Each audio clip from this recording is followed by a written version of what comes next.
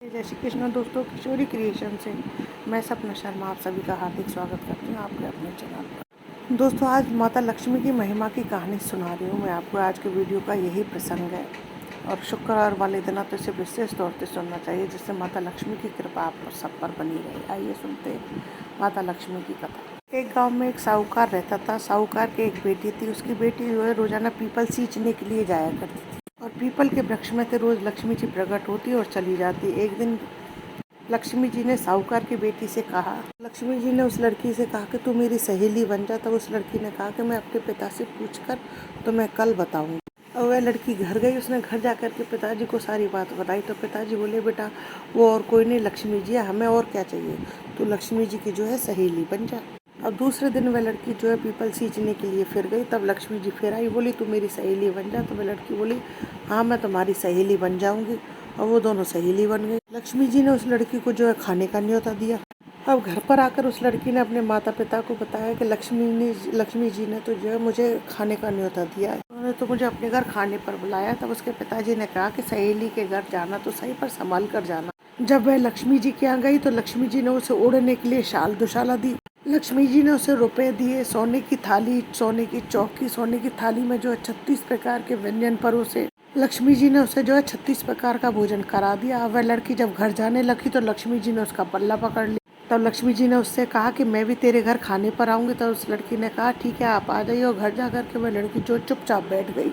उसके पिताजी ने पूछा, बेटी लक्ष्मी जी क्या खाना खाया ही, भोजन कर आई? और हाँ पिताजी मैं तो कर आई और उसने मुझे इतना कुछ दिया है, लेकिन मैं जब उसे भोजन कराऊंगी तो मैं उसे क्या दूंगी, हमारे पास तो देने के लिए भी कुछ नहीं है। और उसने तो हमें अनेक प्रकार के भोजन बना करके खिलाए थे और हमारे पास तो उसको खिलाने के लिए भी कुछ नहीं है, अपने घर में तो कुछ भी नहीं है। तब उसके पिताजी ने कहा कि बेटे गोबर मिट्टी से तू पहले घर को लीप ले, चौका लगाकर घर की साफ सफाई कर ले, फिर 4 मुख का दिया लगा करके रसोई घर में बैठ जाना। और जब तू रसोई घर में 4 मुख का दिया लगाए तो लक्ष्मी जी का नाम लेकर के ही बैठ जाना तू। अब लड़की सफाई करके जो है वहाँ पर बैठ गई।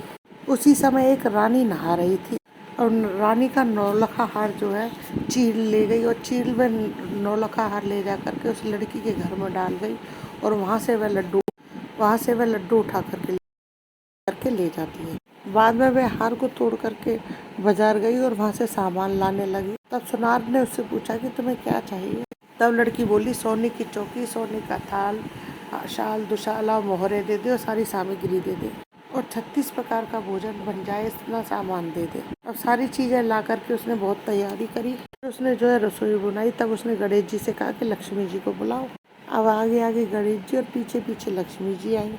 अब उस लड़की ने जो है चौकी डाल दी और कहा कि सहेली बैठ जा। लक्ष्मी जी ने कहा कि सहेली चौकी पर तो राजा रानी के यहाँ पर भी नहीं बैठी, किसी के भी यहाँ नहीं बैठी। तब उसने कहा कि मेरे यहाँ तो बैठना पड़ेगा। फिर लक्ष्मी जी जो है चौकी पर बैठ के उसने खूब खातिरदारी की, लक्ष्मी जी की खूब आवभगत की।